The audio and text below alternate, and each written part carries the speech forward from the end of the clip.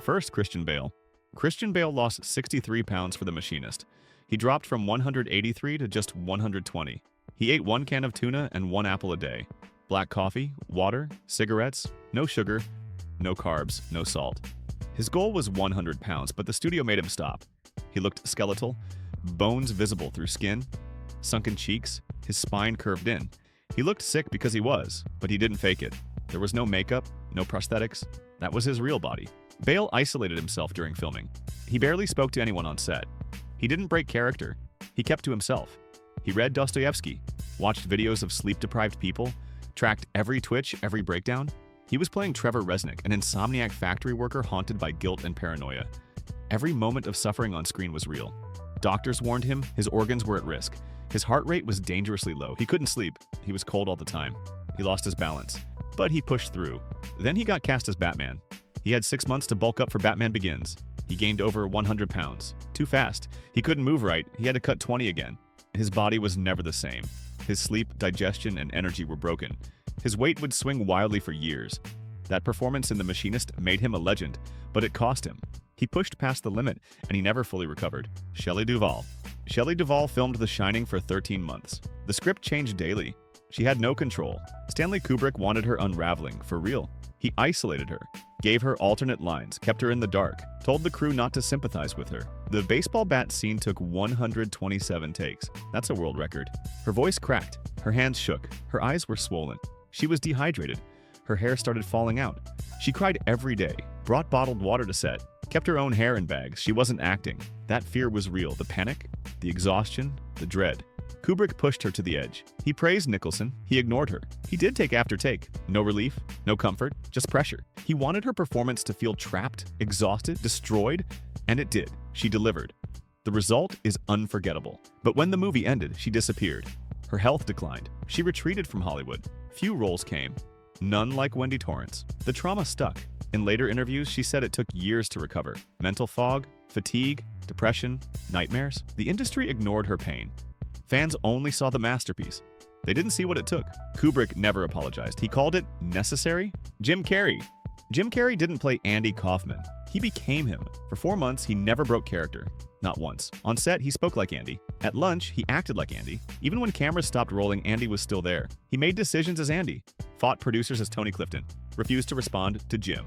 When Kaufman's real family visited set, Carrey stayed in character. Andy's daughter cried. She said it felt like seeing her father again. The production was chaos. Director Milos Forman lost control. Carrey ignored direction, caused delays, clashed with co-stars. At one point, he drove a golf cart into a wall, yelling as Tony Clifton. Security had to intervene. Behind the scenes, the line between actor and role vanished. Carrey said he felt possessed, like something else had taken over.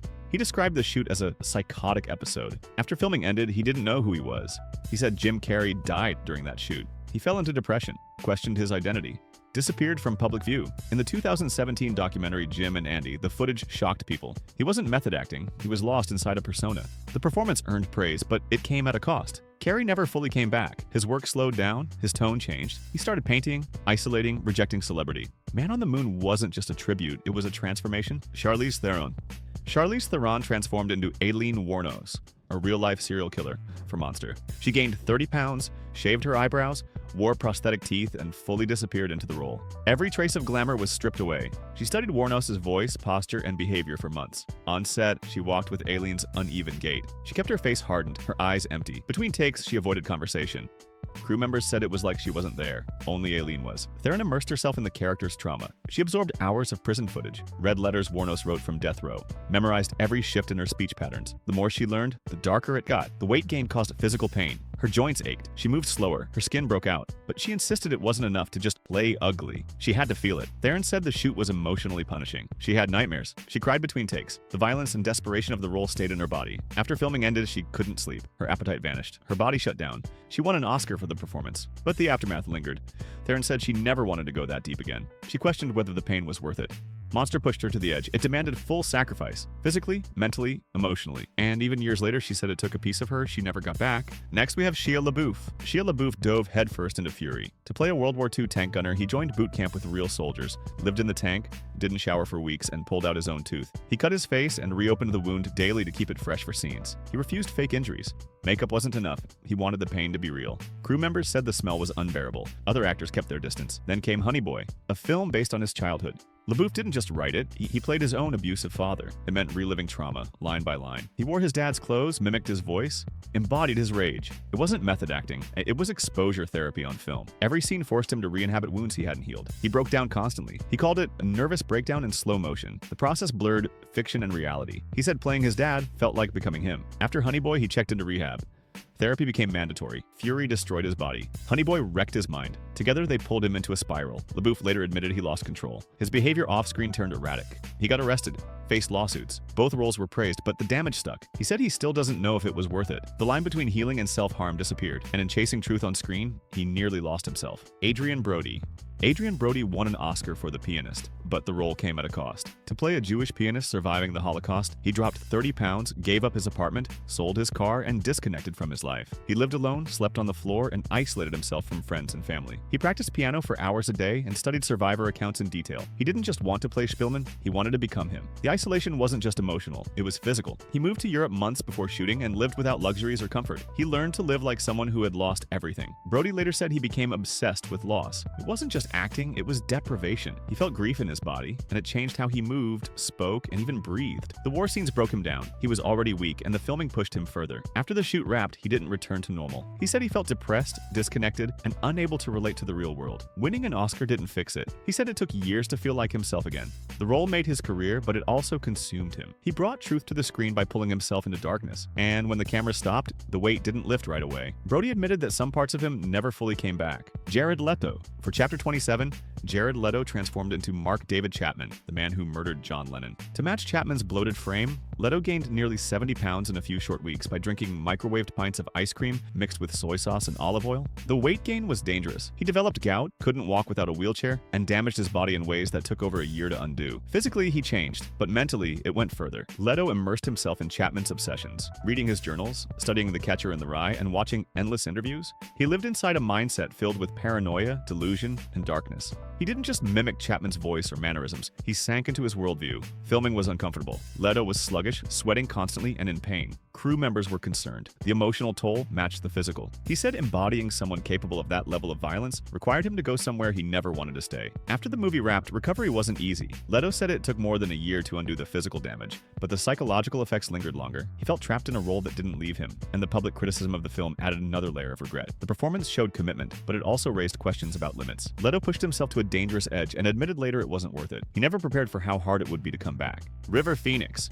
River Phoenix played a narcoleptic street hustler in My Own Private Idaho, a role that mirrored parts of his real life. He didn't just act, he lived the part. Phoenix spent time with real workers and drifters in Portland, immersing himself in their routines, stories, and survival methods. He slept on the streets, skipped showers, and stayed up for days to feel the disorientation his character experienced. The film blurred the line between fiction and reality. Director Gus Van Sant gave Phoenix freedom to improvise major scenes. One of the most powerful moments, Mike's love confession, was entirely unscripted. Phoenix channeled pain he didn't explain. Crew members said it was like watching someone open a wound on camera. River lost himself in the role. He became quieter, more withdrawn. His family, always close, noticed changes. His brother Joaquin visited the set and later said he felt something was wrong but couldn't describe it. The shoot ended, but Phoenix didn't fully leave the character. He kept hanging out with the same people, drinking more, and drifting. Friends said he carried Mike with him like a shadow. The emotional weight didn't lift. Just 2 years later, River Phoenix died outside the Viper Room in Los Angeles. Drug overdose. He was 23. People close to him believe My Own Private Idaho marked the beginning of a downward spiral. It opened something in him. Raw, vulnerable, and hard to seal back up. The role was unforgettable, and it may have cost him everything. Bill Skarsgard. To play Pennywise in it, Bill Skarsgard isolated himself for weeks. He studied animal behavior, silent era acting, and vocal techniques to create a creature that wasn't human. The goal was to be unpredictable. He kept his voice high and childlike, then suddenly dropped it into a guttural snarl. He learned to control his facial muscles so precisely he could move each eye independently without CGI. His smile was real, so were the tears in scenes where the kids were crying. To make the terror feel authentic, Skarsgard avoided the young cast between takes. The first time they saw him in full costume, one of them cried. He fed off their reactions, staying in character, even when it unnerved people on set. The physical toll was intense. His body stayed tense for hours. His neck, jaw, and spine locked into unnatural positions. His voice took weeks to recover, but the psychological toll went deeper. After filming wrapped, he began having vivid nightmares. Pennywise appeared in his dreams. He'd wake up panicked, feeling like the character was still there. He called the role traumatic, said it lingered in his system longer than he expected. The success of It made him famous, but also tied him to a character he found hard to shake. He avoided horror roles afterward, wanted distance, said he had to exorcise Pennywise from himself. It took him months to stop feeling haunted. For a time, he wasn't sure who was in control, him or the clown. Brandon Lee starred in The Crow as Eric Draven, a murdered musician who returns from the grave to avenge his fiance's death. The film was dark, violent, and soaked in grief, and so was the shoot. Lee dove headfirst into the role, training in martial arts and weapons for months. He wanted the character to feel haunted, not just angry. Filming took place mostly at night.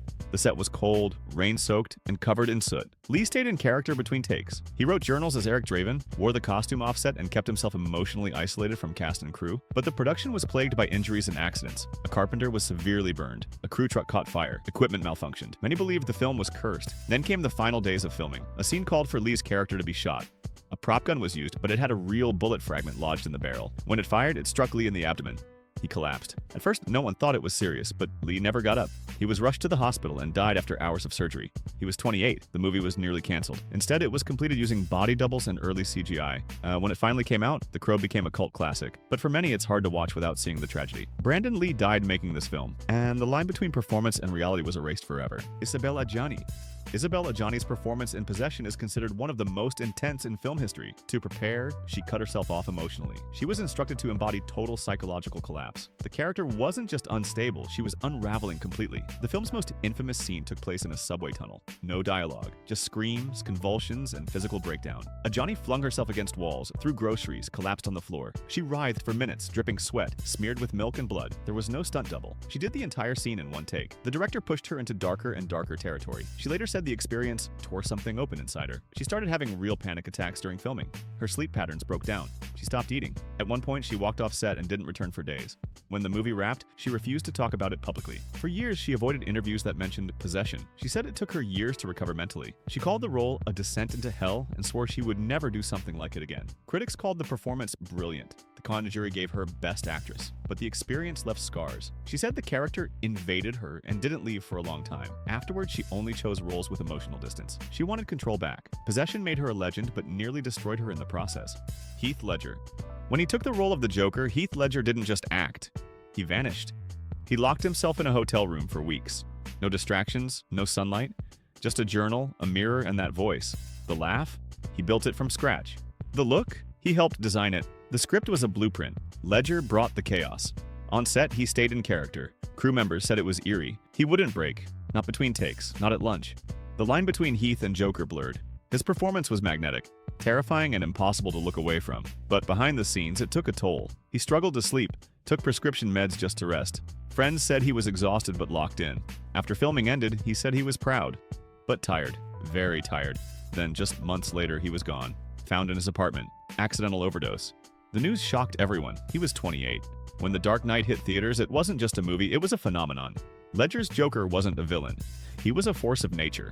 Raw, unpredictable, legendary. Audiences knew they were watching something special and final. He won the Oscar posthumously, a performance that changed superhero films forever. Directors and actors still point to it today. It raised the bar. It showed that comic book characters could be dangerous, deep, and unforgettable. Ledger didn't just play the Joker, he became him. And in doing so, he delivered one of the greatest performances ever put on screen at a cost no one saw coming. If you liked this video, please hit that subscribe button so you don't miss out on new ones. We are a new channel, and that would mean a lot to us.